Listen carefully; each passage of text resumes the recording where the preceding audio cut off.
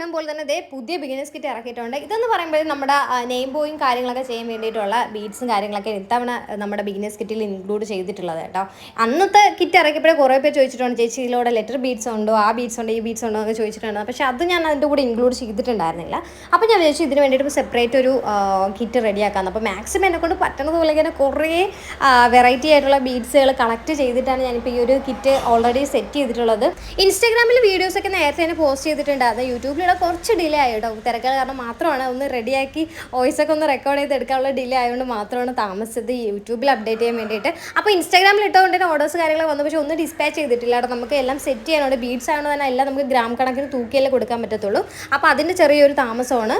ഞാൻ പറഞ്ഞതുപോലെ തന്നെ എനിക്ക് കിട്ടുന്ന അത്രയും മാക്സിമം ബീഡ്സ് കാര്യങ്ങൾ ഞാൻ സെറ്റ് ആക്കിയിട്ടുണ്ട് കേട്ടോ. ദേവുട്ടി എന്നെ ഹെൽപ്പ് ചെയ്യുന്നുണ്ട്. എൻ്റെ കേപ്പിന് പകരം ഇപ്പോൾ യൂസ് ചെയ്യുന്നത് ഏറ്റവും കൂടുതൽ എൻ്റെ ടേപ്പാണ്. അതുകൊണ്ട് തന്നെ ഞാൻ കിറ്റിൽ അത് ഇൻക്ലൂഡ് ചെയ്തിട്ടുള്ളൂ. അപ്പോൾ ഇത്ര ഐറ്റംസ് ഒക്കെ ആയിരിക്കും വരുന്നത്.